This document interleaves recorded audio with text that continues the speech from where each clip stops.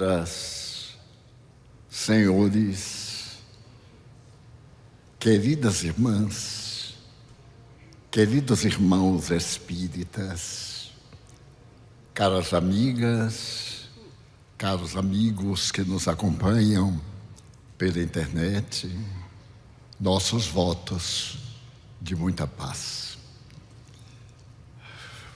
O Império Otomano realizara no mundo uma tarefa gigantesca, repetindo as grandes façanhas das antigas Pérsias, Babilônia, Egito, China.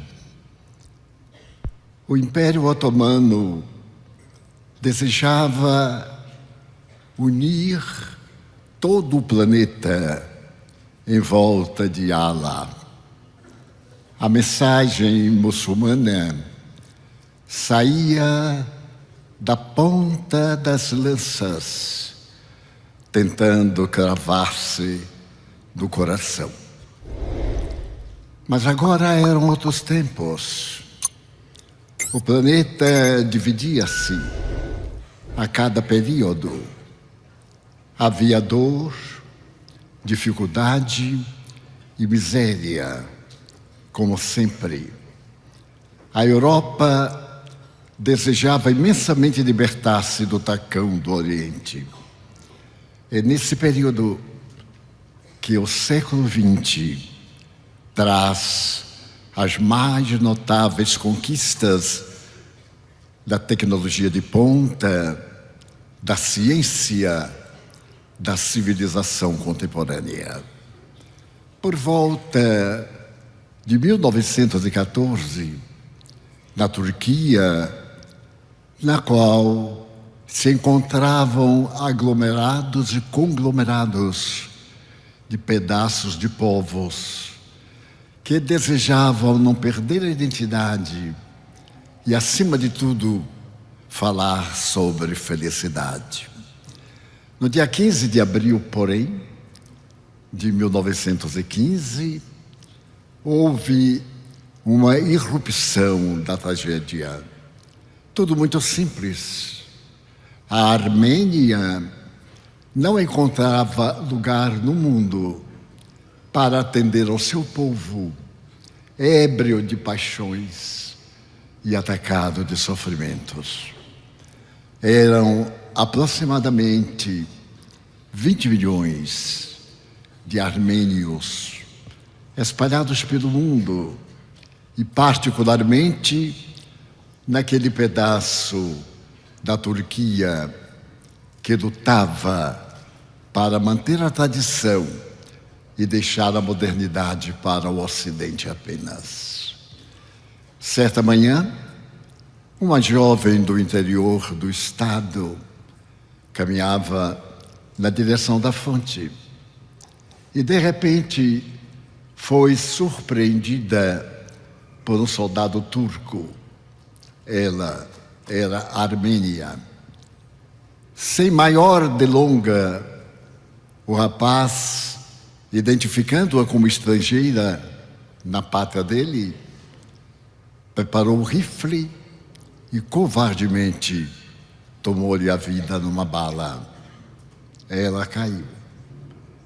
Dois jovens que estavam próximos tentaram socorrê-la e foram mortos também. Teve início a grande guerra entre a Armênia e a Turquia. Naquele momento existiam na Turquia 6 milhões de armênios. À medida que a guerra se alastrava, sem nenhum ideal, se é que as guerras têm ideais, apareceram as fantasias de um mundo diferente. E o homicídio covarde, as traições mais terríveis davam-se com tal naturalidade que praticamente já não sensibilizavam ninguém. Numa aldeia armena que fora tomada fazia pouco tempo. Uma família desperta. É um domingo. Os pais sentam-se à mesa, cada qual numa cabeceira. E duas jovens, 12 e 15 anos, sentam-se também à mesa. A manhã é bela, aquele período é muito bom de temperatura. De repente se ouve um estrondo. É a porta do piso que está sendo derrubada. Um grupo de homens armados sobe a escadaria. E chegando na sala, aquelas 4 pessoas são tomadas de surpresa. À frente do grupo atrevido está um homem de baixa estatura.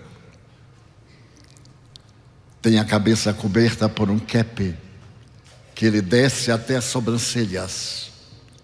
Os lábios estão contraídos. Há tanto ódio naquela face que se não vê metade por causa do cape que ele cobre a cabeça, saca da pistola e atira no homem que preside a mesa. Ele não tem tempo de dizer uma palavra. Cai sobre a tábua do móvel. As meninas e a senhora têm um verdadeiro espasmo de angústia e petrificam-se. Mas o soldado sorri, continua com a arma na mão e atira na senhora que está no outro lado da mesa. As meninas gritam, enlouquecem. Calmamente, 2 soldados pegam a jovem de 12 anos e levam-na para baixo. Ouve-se-lhe a gritaria infame, o desespero. A irmã mais velha está petrificada. É puxada pelos cabelos escada abaixo e jogada ao grupo de espíritos perversos. No dia seguinte, depois de um desmaio prolongado, ela desperta num casarão nos arredores da sua aldeia querida. Sabe-se que aquele casarão pertence ao conquistador, que o conquistador armênio dali faz o seu refúgio de prazer.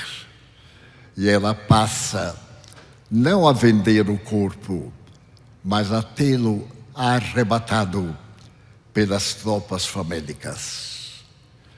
É ali que ele joga as moças ingênuas daquela pequena população e de outras em derredor. O ano de 1915 é terrível.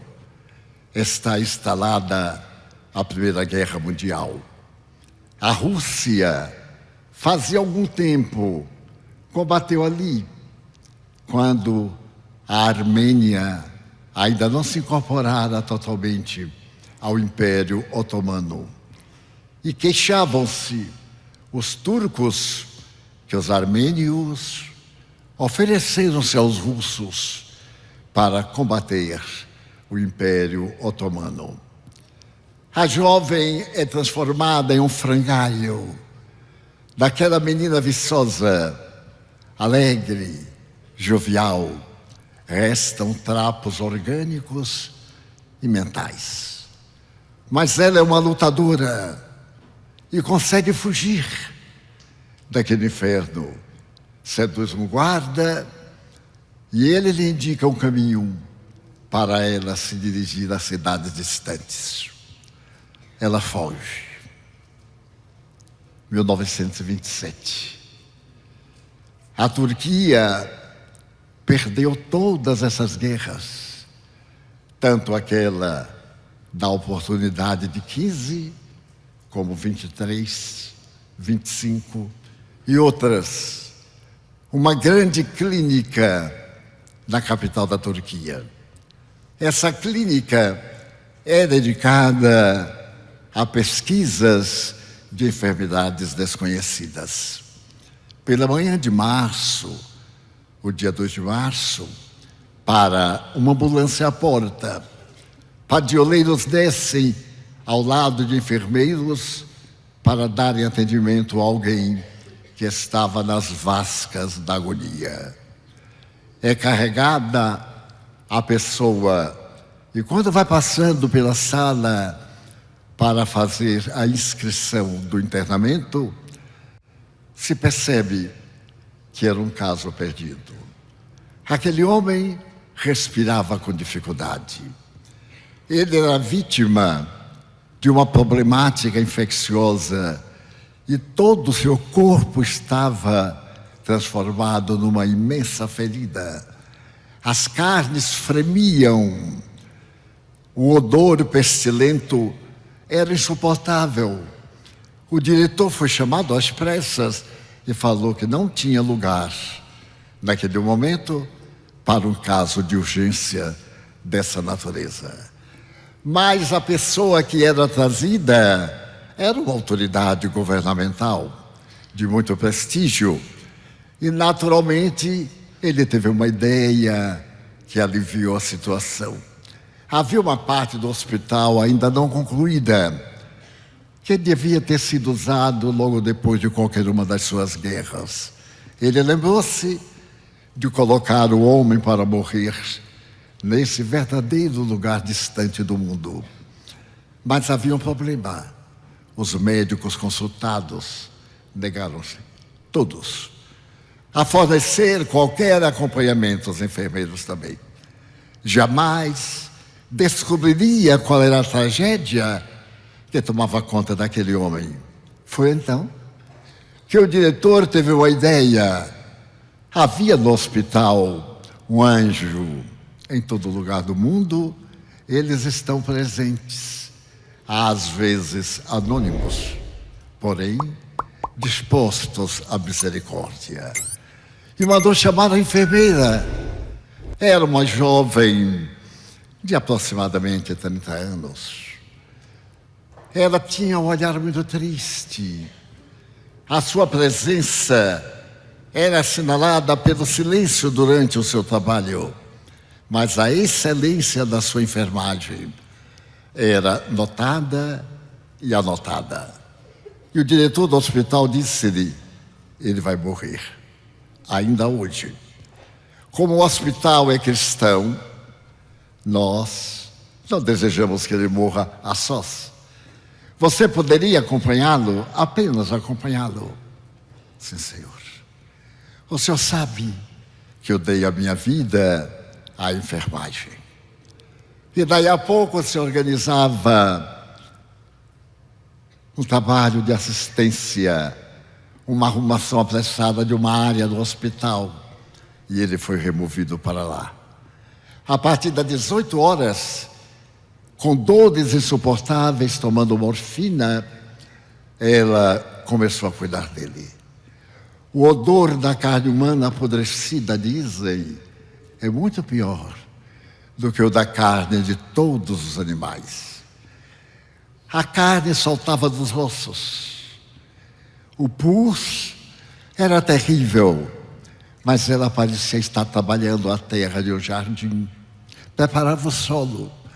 Teria que arrancar a erva daninha, teria que ao mesmo tempo colocar alguma semente para segurar os tecidos que se desligavam uns dos outros.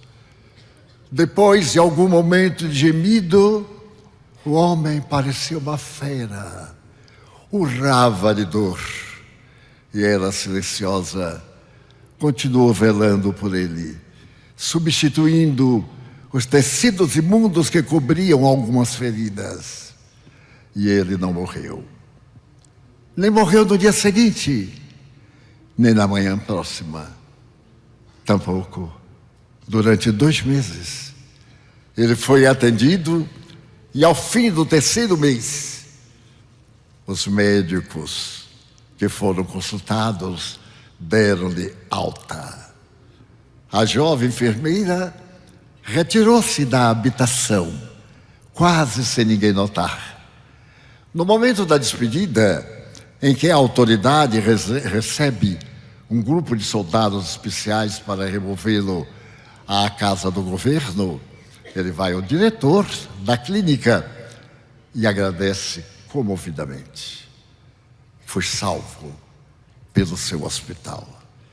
Não há dinheiro no mundo que possa valer gratidão.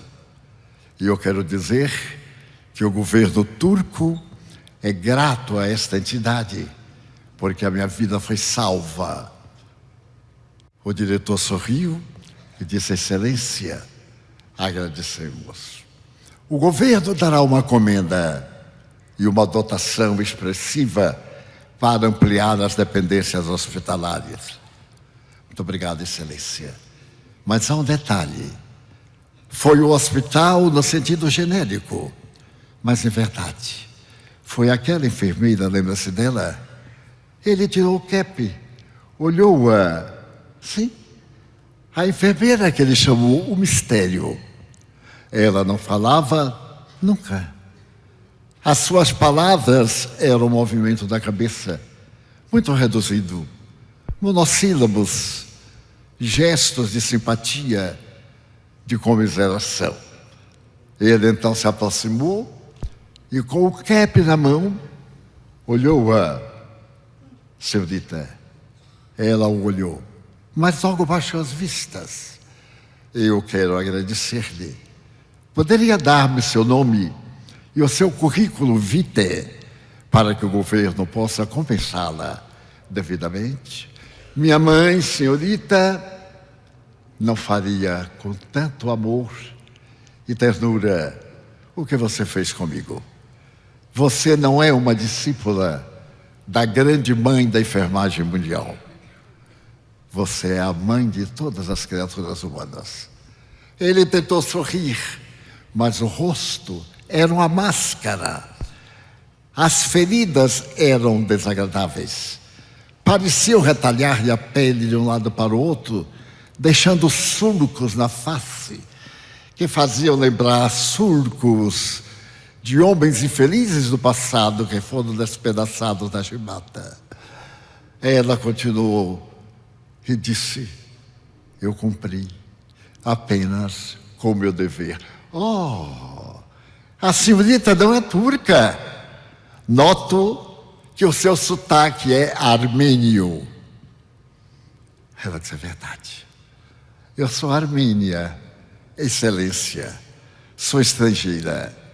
Não. Eu quero lhe dizer que naqueles dias de incompreensão dos nossos governos, eu estive na Turquia com uma tropa e fiz algumas visitas a fazendeiros, proprietários, pessoas da região. Eu estive, como era o nome de sua aldeia? Havia algo em comum entre mim e você. Eu estive lá. Eu estive lá, senhorita. Meus parabéns pela fibra da mulher armênia daquela região. Ela pareceu tremer. Havia uma palidez mortal na sua face e uma mancha escura sob os olhos. Havia uma interrogação de tristeza profunda, mas ela ergueu a cabeça e disse: é o de que nos podemos orgulhar, do nosso patriotismo, do nosso sentido de respeito pela vida. Mas, senhorita, então é Armênia. Eu achei armênio um povo muito gentil e fui muito feliz na sua cidade. Ela disse: eu me lembro. Como? Como se lembra? Mas teve alguma amizade comigo? Alguma notícia local? Excelência, um domingo de março, inesquecível. Eu estava com meus pais e minha irmã fazendo desejo, quando Sua Excelência e os biltres que o acompanhavam arrombaram a porta do piso, subiram a escada e foram até a sala de refeições, onde estava reunida a nossa família. Sem dizer uma palavra, Sua Excelência sacou do revólver e atirou no meu pai. um homem bom, justo, filho de Alá, que tombou sobre a mesa. E de imediato matou minha mãe.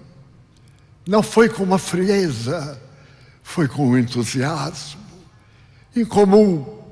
A minha irmãzinha, quase uma menina, foi arrancada da mesa com violência por Sua Excelência e violada ali, depois atiradas aos cães que o acompanhavam e que a mataram. A tropa inteira usou-a. Eu a ouvi gritar até o silêncio total. E mais tarde eu soube que ela foi atirada aos cães.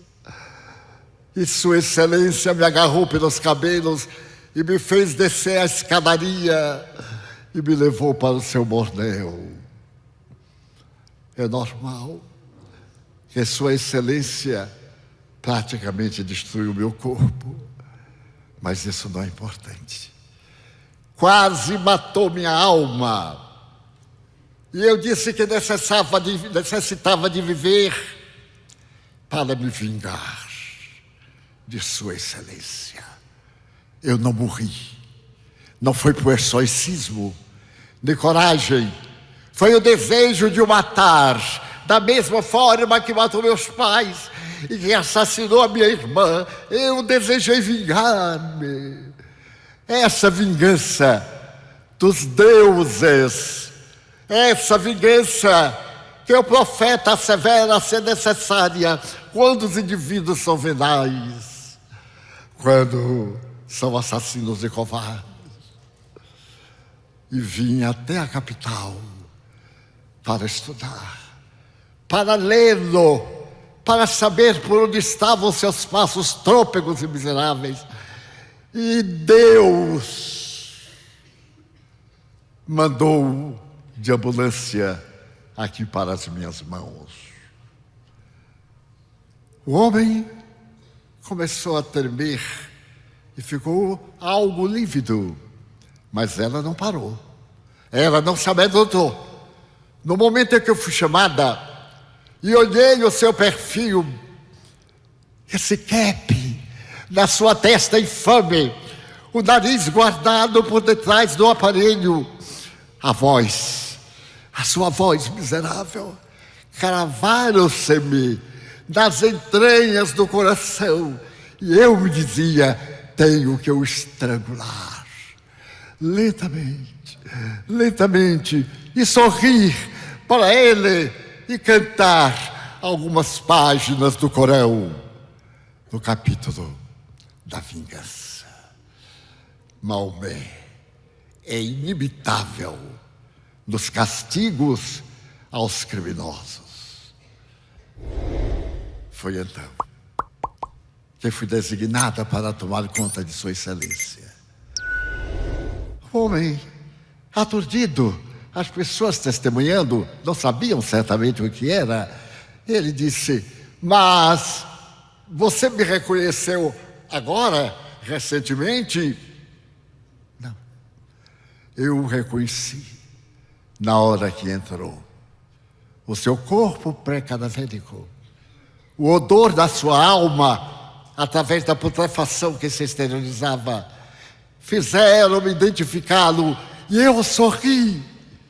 Tinha agora nas mãos o objetivo da minha vida. E por que não me matou? Por uma razão muito simples. Eu era muçulmana quando jovenzinha, naquele período em que jurei vingança. Eu era muçulmana, mas aqui no hospital sempre eu ia tomar conta de pessoas com enfermidades perversas. E aprendi compaixão, aprendi misericórdia. Excelência, eu sou cristã. Você não pediu, mas eu lhe concedo o meu perdão. Eu sou cristã, desde que aquele homem da cruz entrou no meu coração que eu tirei o ódio dos meus sentimentos. Faltava-me somente o fato, ter a oportunidade de matar e não matar. E essa oportunidade me veio a partir daquele momento que Sua Excelência enlouqueceu quando ele tirava as carnes podres do pomo da face e cuidei-o pela primeira vez. Essa história profundamente real é extraída de uma obra americana chamada Perdão Total, publicada por um pastor protestante polonês que reside nos Estados Unidos e que pretende revolucionar o cristianismo na América e no mundo, adicionando vigor ao verbo perdoar. Perdão total. Perdão sem desculpa. Perdão. Meu próximo sou eu, no corpo dele. Seu mal é minha ignorância. Eu sou Jesus. Se ele quiser crucificar, eu lhe darei os punhos para atá-los em corda e distenderei a minha alma para ser crucificada. Se me permite, Excelência, vou chamá-lo de irmão. O livro tornou-se best-seller. E a mensagem de perdão é o apanágio da obra cristã neste momento. Nunca a humanidade desejou tanto ser perdoada pelos seus destrambelhos emocionais. Nunca o ser humano necessitou tanto de perdão como nestes maravilhosos, terríveis dias. Conseguimos tentar descobrir vida fora do nosso planeta. Belonaves espaciais singram os mares do infinito, tentando pousar em alguma outra morada do reino dos céus, espalhada pelo universo, na tentativa de descobrir se há vida além da Terra. E a criatura humana na Terra, com a armazenagem de tantos recursos da ciência, do pensamento, do sacrifício, da audácia, mata a criança que vai nascer e arranja justificativa para o infanticídio culposo. E a sociedade mata através da pena ulteris de morte. E a sociedade mata a vida na Terra através da eutanásia, através da calúnia, através da maledicência, através dos instintos destrutivos que ainda permanecem como guias das emoções. Neste mundo que se esquece lentamente de Deus e que se levanta para dizer, como os revolucionários franceses: meus deuses são a razão e a lógica. Para nós não há Deus. E os cristãos, alguns, ainda se atiram nas vascas da agonia putrefata do carnaval para recrucificar Jesus, ou para que Satanás o aflija nas ruas do prazer sádico da nossa vulgaridade de natureza da libido. Ainda nos complazemos em ver sangue, os ringues de boxe e as lutas da imaginação tomam conta de nós. E a negação de Deus e de Jesus, do homem incomparável de Nazaré, enfraquecem-se nas almas juvenis que perderam o amor da geração que agora tenta cuidar-lhe.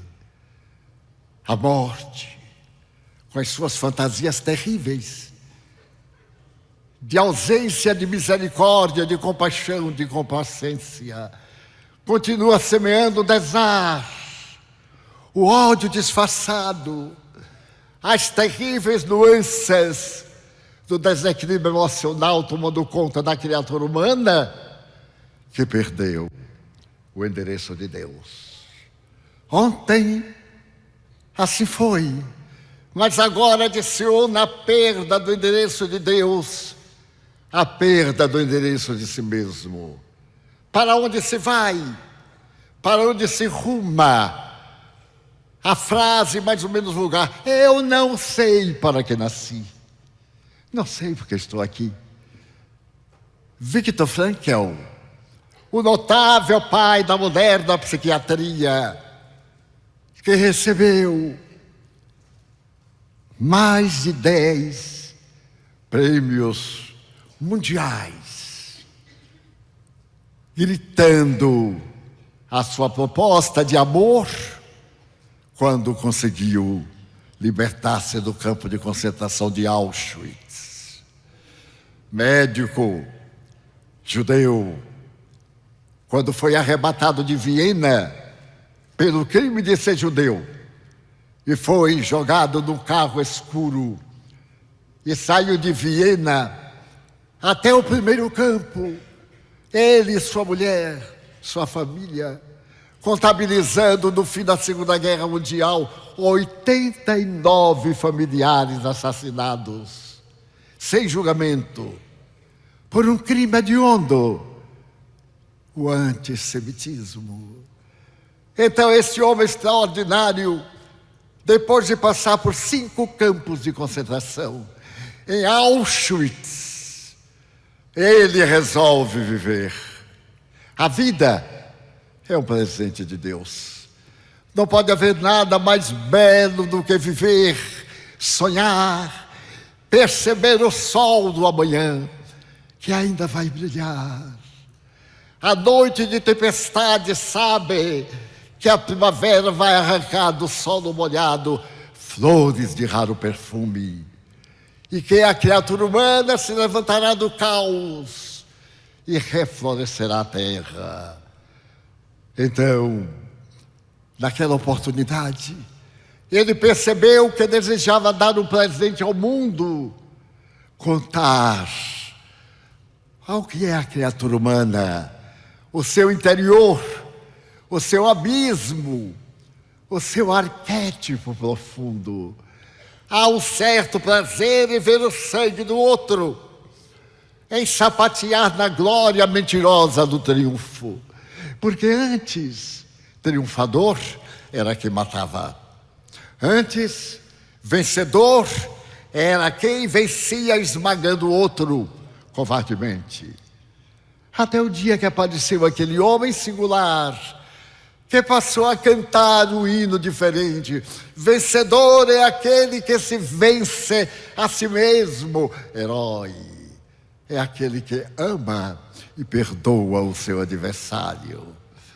Vingar-se é do instinto de resposta da vida, dos felinos em especial, e de todos os demais animais em particular. Mas esse ideal de amar, o desafio do Evangelho de Jesus, é a terapêutica de que se utilizará uma humanidade melhor quando descobrirmos a essência da vida. Quem sou eu? De onde vim? Para onde vou? Porque sofro? Sócrates, Platão tentaram apresentar no idealismo a realidade do existir, o sentido da vida. Dirá mais tarde esse homem de Nazaré, é amar. Madre Teresa de Calcutá repetirá sua frase de uma maneira original: amar até doer. Aquela dor que precede a saudade, que continua com a saudade adornada de bênçãos, é o amor. E para que haja o amor verdadeiro, o perdão vem à frente, preparando a vereda imensa por onde andarão os pés do futuro. E é exatamente esse amor que coube a doutrina espírita ao nos apresentar a razão fundamental da vida, ao demonstrar que aqui estamos porque temos um objetivo essencial, o objetivo de servir. Não estamos na Terra como alguém que foi para a ilha da fantasia ou para o parque da ilusão. A matéria cobre-nos o discernimento e muitas vezes bloqueia-nos a razão. A matéria é um anestésico temporário, porque por detrás das células que se aglutinam para formar os órgãos e desses para formar o órgão completo que é um corpo, estão vinculados pela energia universal que nos vincula tudo à grandeza desse Deus cósmico, que é único e que é a causa primeira de todas as coisas. Então, a problemática de Viktor Frankl é nos ensinar a amar. Por exemplo, ele estava em Auschwitz. Chegou uma notícia que a guerra estava terminando. O campo pareceu rejuvenescer. Naquela tarde, chegaria um trem especial para levar de Auschwitz, o mais terrível campo de concentração da humanidade em todos os tempos, para um campo mais suave, um campo de trabalho, não de morte. A alegria tomou conta do campo, e ao momento em que chegava o trem da liberdade, todo mundo se apresentou. Os soldados foram elegendo, e elegeu Viktor Frankl, que iria para o campo próximo e depois para a liberdade. O insigne psiquiatra estava jubiloso como uma criança. Naquele momento ele havia esquecido tudo. A vida começa em cada momento de alegria e parece ceder o passo no momento da melancolia. Ele então vai entrando no trem e o braço se distende, agarra-lhe o braço e puxa-o. E uma voz lamentosa diz: você é tão jovem, eu já estou morrendo. Eu tenho certeza de que em Varsóvia ainda existem parentes meus. Dê-me o seu lugar no trem. Mas como? Dar-lhe o meu lugar é dar-lhe a minha vida, porque ninguém sairá daqui com vida. O homem disse: eu sei, mas você é jovem, você ainda pode lutar, ainda tem tempo. Eu não tenho tempo. Dê-me o seu lugar no trem. Mas eu desejo tanto viver. Vai viver. Mas eu lhe peço. O trem apitou. O guarda deu sinal: dê-me seu lugar. Ele então recuou e o homem entrou. Entrou e correu uma janela e deu-lhe um adeus. O trem desapareceu 200 metros depois, na primeira curva. E daí a 2 horas chegou a Auschwitz a notícia de que o trem fora para um campo mais mortal. E todos foram assassinados naquela tarde, menos Viktor Frankl, porque é morrendo que se vive e é dando que se recebe, como falou o anjo de Assis. Era o amor. era o perdão a todas as culpas. O espírito Giovanna de Ângelis, desde há muito tempo, me disse: meu filho, você é tão jovem. Eu era jovem. Não culpe a ninguém. Ninguém é culpado, Divaldo. O mal, a pessoa má, perversa, não existe. É psicopata. Merece mais compaixão do que punição. Por isso que as penitenciárias foram denominadas no início casas de correção ou institutos de reedificação, reeducação, mas não o são. Então guarde no seu pensamento que ninguém é culpado. Se a pessoa acusa você de alguma coisa, não se magoe. A mágoa é o tóxico que começa no cérebro e vai perturbar a tranquilidade dúlcida do coração. Não guarde ressentimento que é tóxico. Compreenda que o outro fala de você, porque não lhe conhece, nem você se conhece. Então compreenda, perdoe por antecipado. A verdadeira alegria não consiste em receber. Escreveu Victor Hugo no seu notável Os Miseráveis. A verdadeira felicidade consiste em dar.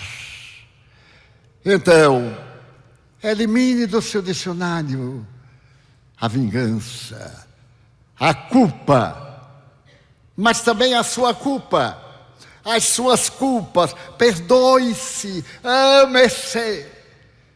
O mestre lhe pediu para amar ao seu próximo tanto quanto se amasse a si mesmo. Então você deve desculpar-se, porque além de ignorante ou inexperiente, da treva para a luz, você vai aprender com o sofrimento. Dessa forma, você vai também substituir outra palavra. Você não é responsável pelas lágrimas do mundo. Você apenas é negligente em relação aos deveres do mundo. Mudando completamente o nosso conceito ético, da tradição do respeito, desse sentimento do isolacionismo, para poder encontrar Deus.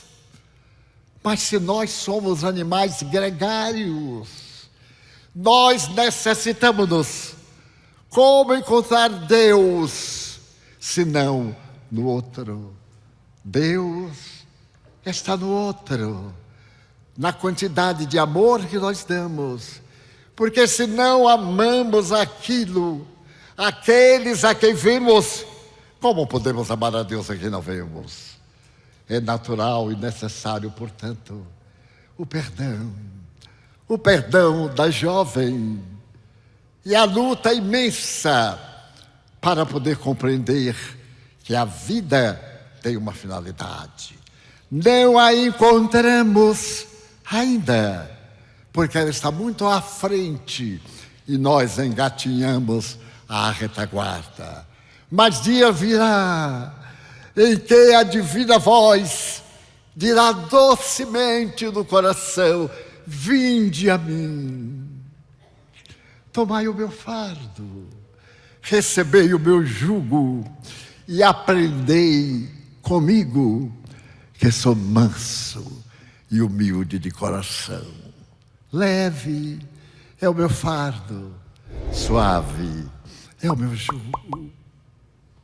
Espíritas, almas da terra, este é o grande momento de autoconhecer-nos, de nos utilizarmos da filosofia cristã, para que ela nos inunde a alma de amor, de beneficência, de justiça e, por fim, de caridade.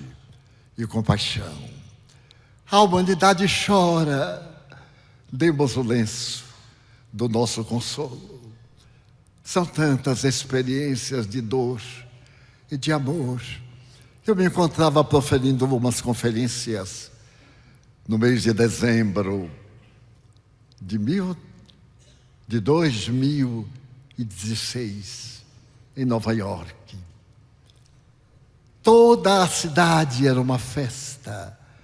As luzes não logravam totalmente ocultar as feridas das almas pelas ruas festivas. E eu caminhava pela Quinta Avenida, vindo do interior de uma cidade modesta da Bahia. Deslumbro-me facilmente com a beleza. Estava com um amigo e fascinado com Times Square. E examinava a Times Square de Feira de Santana, minha cidade natal. E como bom baiano, eu dizia, guardadas as proporções, a Praça da Matriz é mais ou menos Times Square. Porque em Times Square também havia lâmpadas queimadas. Eu fiquei tão contente, porque em Feira de Santana também há. Mas como o Brasil é um país muito dependente, estão ainda esperando que venham outras lâmpadas através, ou depois de LED, ou de Lady, qualquer uma, para que não se apague mais nunca a lâmpada do amor do nosso coração. E quando ia passando pela esquina da Rua 23 e Quinta Avenida, eu olhei de relance e vi um jovem que vinha da rua mais escura, na direção desta sinfonia de lâmpadas da Rua Famosa. Mas aí eu me detive e vi que ele parou. Curioso. Eu não sou curioso, mas não naquela noite. Eu percebi que o rapaz oscilava como se estivesse embriagado ou aturdido. Detive o passo a uma distância de 20 metros. E então ele cambaleou um pouco e encostou-se na parede. Eu então me lembrei da juventude nova-iorquina e olhei para mim, já no crepúsculo, além do entardecer, quando as primeiras estrelas tentam manter a beleza de sua irmã de quinta grandeza que vai se ocultando. Algo tomou-me o peito e eu me fui na direção do rapaz. Não sei falar inglês, mas quando os espíritos querem, assim o fazem. Toquei no ombro do rapaz. Ele se virou, devia ter 22 anos no máximo. Estava intoxicado. Eu então disse-lhe, posso ajudá-lo? Lembrei-me que a pergunta é tão bonita. I help you. Eu disse, meu Deus, como o inglês é bonito. E então ele me olhou e disse, não. E eu disse, mas eu quero lhe ajudar. Você está precisando de ir para casa, meu filho, porque hoje é uma noite muito perigosa. O crime anda por aí disfarçado de palhaço. E a sua vida está em perigo. Era tão jovem. Estava no perigo de New York, no perigo do mundo, de qualquer lugar em que estejamos. Ele então me olhou e eu disse, volte para casa. E ele me redarguiu. Fui expulso de casa. Estou numa barraca na rua. Eu digo, volte à barraca. Não importa qual seja a sua casa. Importa que você vá à casa e procure repousar. Então eu vi uma entidade veneranda que se dobrava sobre ele e me pedia, encaminhe o meu filho, salve, em nome de Jesus, o meu filho. Eu então comecei a conversar com ele. Ele não estava bem, não raciocinava com muita lucidez, mas consegui que ele se detivesse. Consegui que ele me deixasse levá-lo aonde ia dormir naquela noite. Consegui falar do homem da noite de Natal. Consegui dizer que Jesus estava vindo para ele naquela hora. Os céus descem à terra a cada momento. E então, no seu desvario, ele teve uma crise, quase me atacou, empurrou-me de um lado para o outro, mas eu não me incomodei. Tentou esbordoar-me, mas eu também não me incomodei. Eu aprendi no silêncio e numa severa disciplina moral de solidão a vencer a fera que está adormecida no meu ímã, mas que pode ser cutucada e despertar.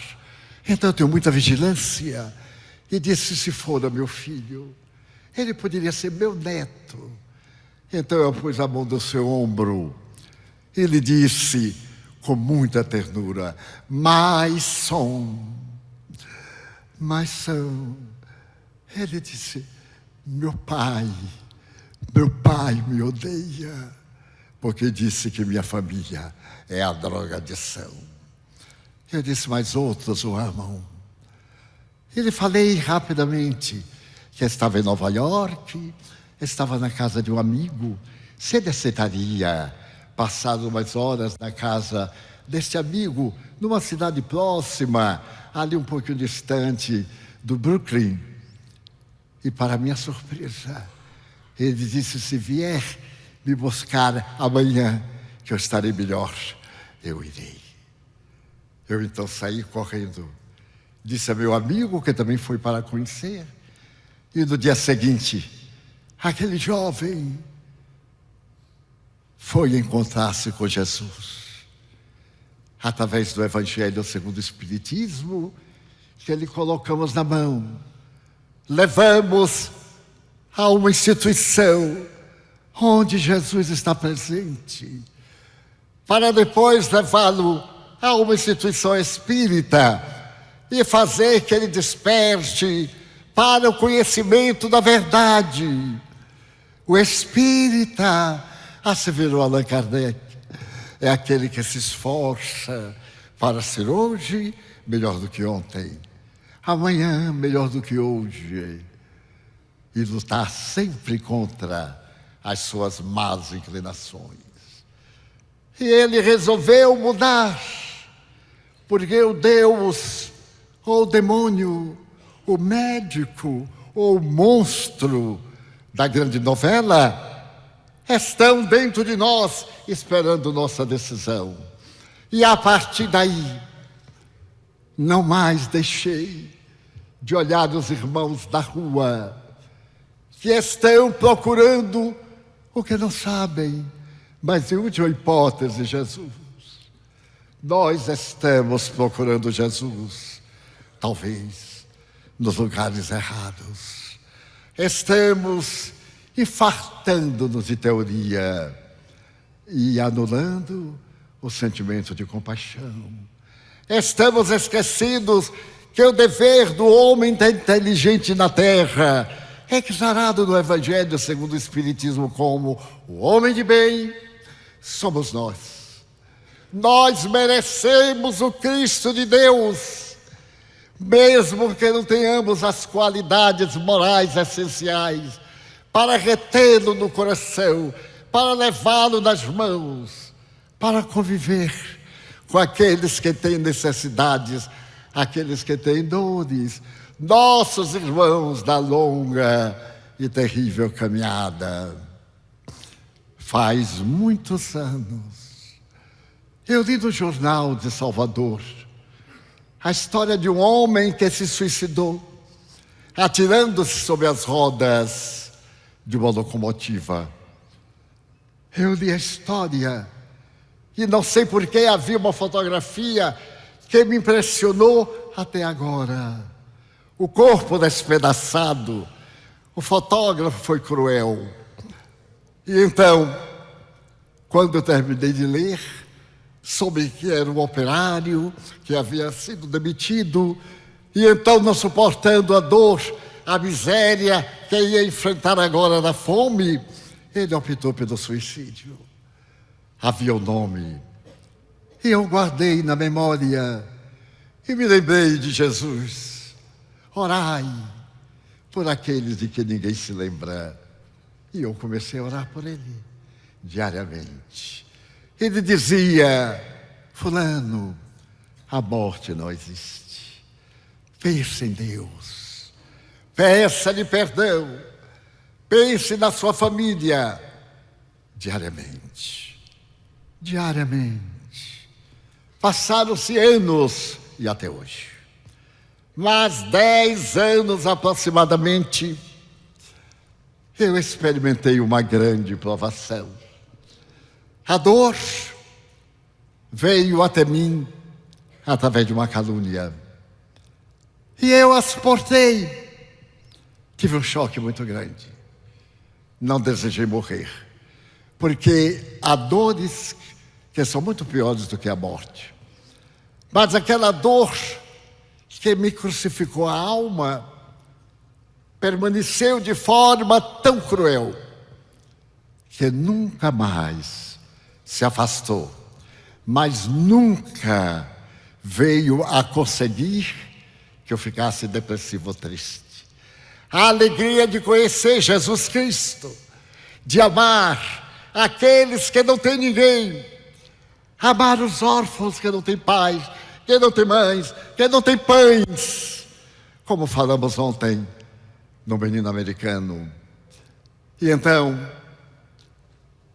uma dor cruel abatia-se no meu peito, e eu moro no primeiro andar da Mansão do Caminho.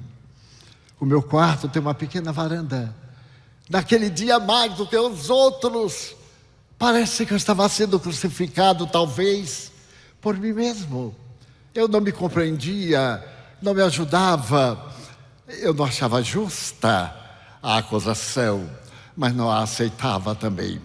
Muito bem, neste momento eu olhei uma estrela, que é minha namorada. Eu havia lido de um autor americano um poema muito bonito sobre a estrela, sua namorada. Em Salvador, no horário do céu de Salvador, entre 2 da manhã e 3h30, ela faz um pequeno ciclo e desaparece. Como eu me deito muito tarde, então às vezes eu me debruço na janela e dou uma conversada com ela. Ela às vezes sorri muito, porque pisca muito.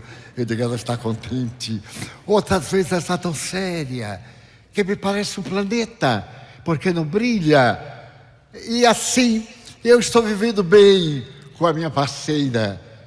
E naquela noite, eu a olhei e ela estava triste. A luz estava débil. E aí eu chorei. Eu sou muito difícil de chorar, muito. Mas nesse dia eu chorei. Faz muito bem chorar. É da psicologia. Faça a catarse. Eu nunca tinha feito. Mas naquele dia eu me aproveitei. Até exagerei um pouquinho, porque comida bastante obriga a gente a comer. E então, quando eu estava chorando, soluçando, e mais curioso, com pena de mim, eu disse assim, coitado de você, Edivaldo. Eu me achei tão infeliz. É tão maravilhoso ser infeliz. Eu digo, meu Deus, eu sou tão infeliz. Aí chorei mais. Aquela coisa. Então eu senti uma mão tocar no meu ombro. Eu estava de costas para o quarto e de frente para o universo. Então eu achei estranho.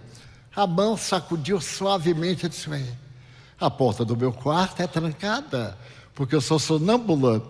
Se os senhores souberem como é que eu faço, vão dizer, ele deve estar no quarto internamento psiquiátrico.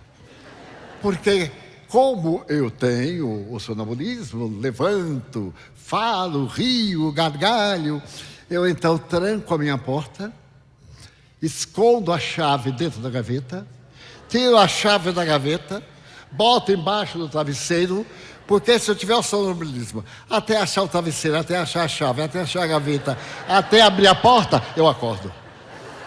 Então resolvi meu problema. E então eu digo, mas a porta está fechada?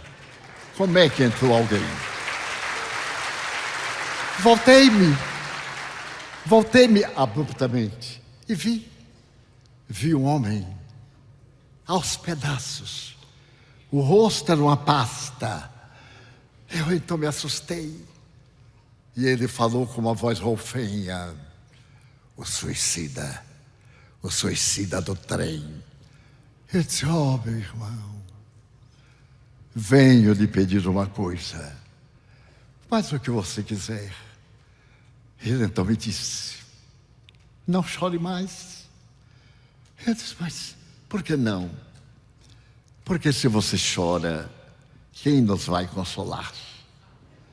Nós necessitamos de alguém que sorria. Eu necessito que alguém diga que a humanidade é boa. E você está chorando porque não lhe fizeram bem. Então, já que você me ama. Eu te amo. Acho que amo, porque eu não me esqueço de você. Ele disse: ah, Divaldo. Aí me contou como foi a razão de ele ser despedido. A justiça social em nosso país. A miséria que a sua família ia enfrentar, como realmente enfrentou. Ele suicidou-se. Passou a visitar a família, cercado de espíritos perversos que se compraziam com a situação dele.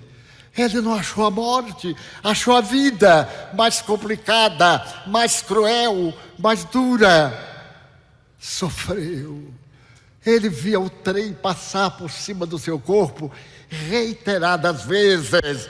Ele estava em cima dos trilhos quando a máquina, que ele me chamou o monstro com o olho na frente, a lâmpada que a locomotiva tem, estava avançando e me triturava. E quando eu ia respirar, a máquina, sempre a máquina, sem parar. Até que um dia, uma religiosa, uma freira, estendeu a mão e tirou-me do trilho. A locomotiva passou. E aí, eu pude respirar. Aos pedaços, eu pude respirar. E ela me disse que se chamava Joana. Me levou para o hospital. Eu estou em tratamento desde então. Mas o que eu quero é você me promete não chorar. Eu disse: não posso. Não posso porque sou muito fraco. Então toda vez que a lágrima chegar, é de alegria. Mesmo que nasça nas fontes imponderáveis do sofrimento, é de alegria. É dizendo a Jesus: quanto a minha vida é rica de misericórdia. Como Deus me deu a bênção incomparável de ser feliz. E lembro de minha mãe, no momento em que desencarnava, eu estava ao seu lado e ela me disse: meu filho, é agora, não é? Eu digo: é, mãe. Doutor Bezerra já chegou. Ela disse: se houver vida, eu volto para lhe dizer. Eu digo: mãe, não prometa nada. Era uma verdadeira cristã.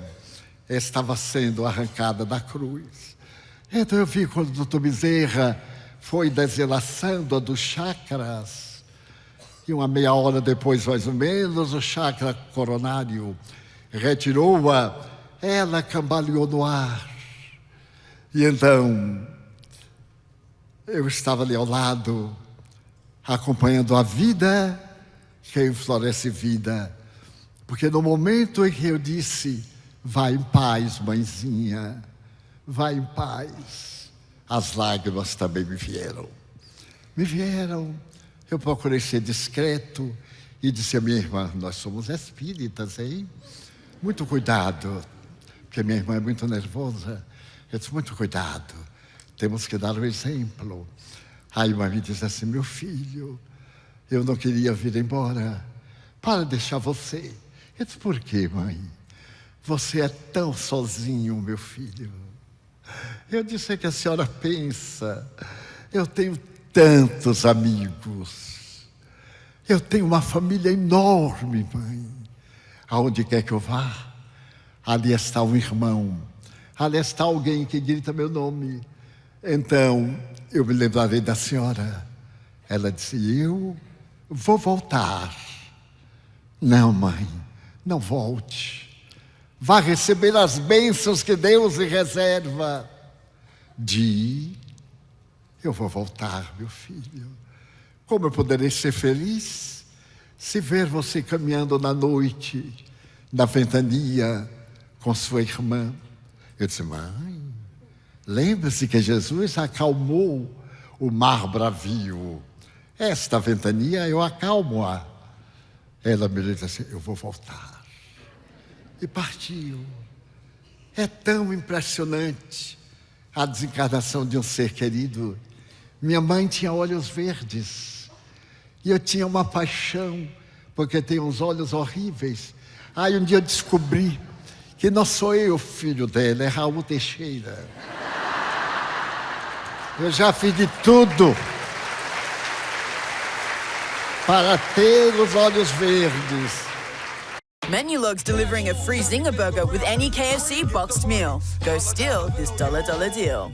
Até estou pensando em comprar umas lentes. Depois de desencarnado, alguém vai botar para eu chegar no reino de olhos verdes, com minha mãe. E então, meus amigos, a ausência do ser presente, a presença do ser ausente. Assim é a morte, conforme Stevenson, o poeta inglês. Então ela está, mas não está. Eu fiquei imaginando como seria 10 dias depois. Eu estava no Paraná, na cidade de Castro, e proferi uma palestra sobre a imortalidade da alma. Era um domingo pela manhã. Eu estava com uma saudade, aquela saudade doída, quando de repente eu me voltei e a 5 metros estava minha mãe, os braços estendidos, com o vestido de um tecido que eu lhe dei do meu primeiro salário. Ela sorriu e disse, voltei, meu filho.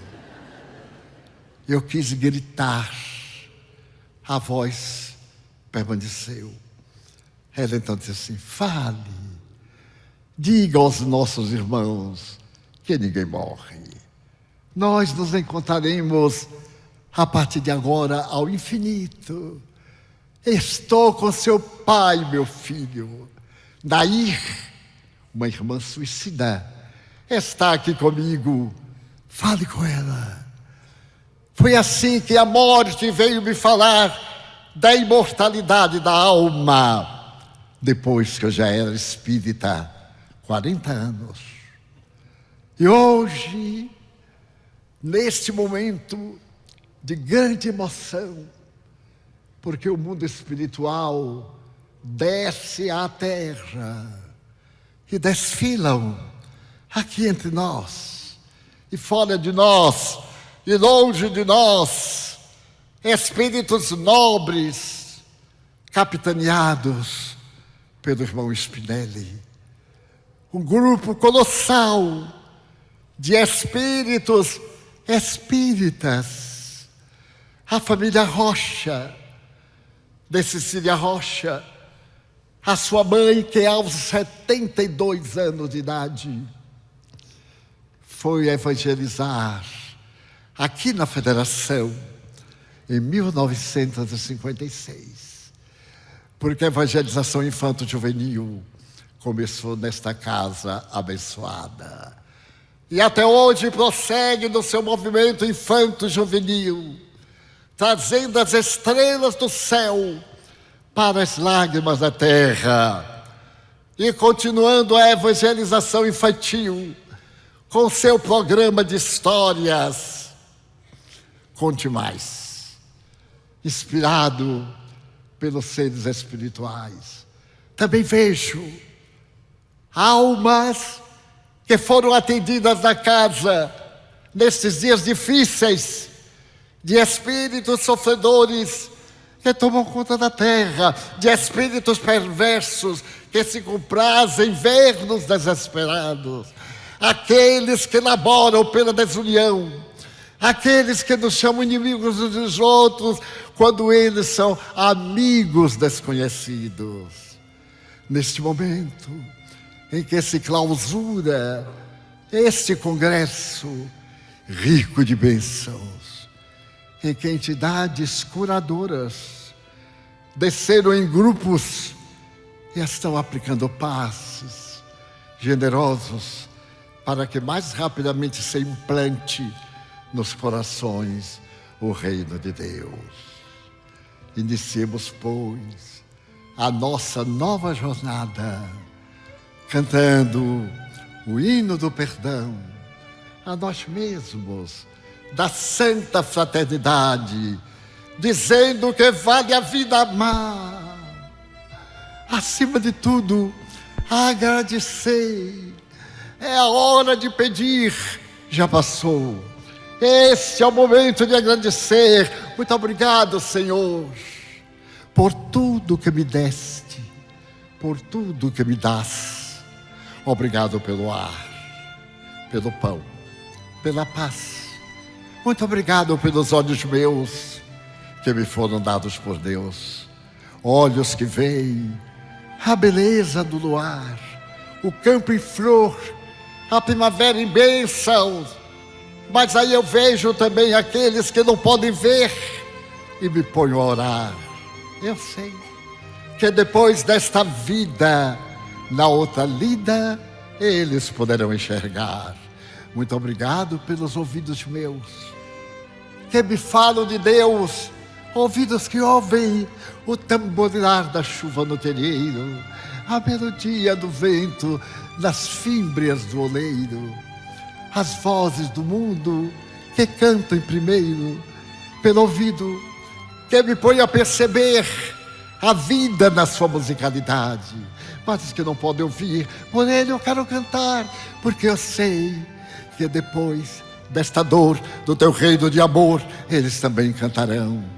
Muito obrigado pela minha voz, mas também pela sua voz, pela voz que ama, pela voz que balbucia uma canção, que o teu nome profere com grande emoção.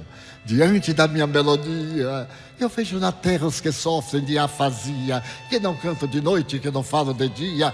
Oro por eles, porque eu sei que depois desta prova da vida nova, cantarão. Obrigado pelas minhas mãos, mas também mãos que aram, mãos que semeiam, mãos que agasalham, mãos de ternura, mãos que libertam da amargura, mãos que apertam mãos que atendem a velhice, a dor, o desamor, pelas mãos que no seio balança o filho de um corpo alheio, sem receio, e pelos pés que me levam a andar sem reclamar.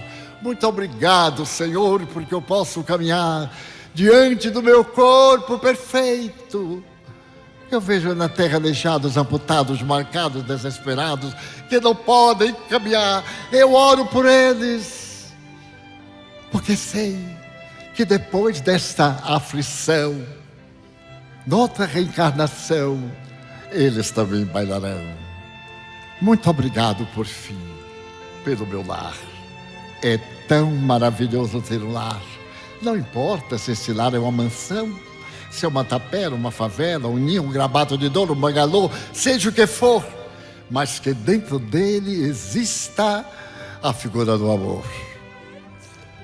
Do amor de pai, de mãe, de filho, de marido, de irmão, de um companheiro ou companheira, que me leve nesta solidão. Mas acima de tudo, Senhor, se eu não tiver ninguém para amar, nem para perdoar, eu te rogarei perdão para mim e te direi: obrigado, Senhor, porque eu nasci. Obrigado porque creio em ti, pelo teu amor. Obrigado, Senhor, pela sua atenção. Muito obrigado, senhores.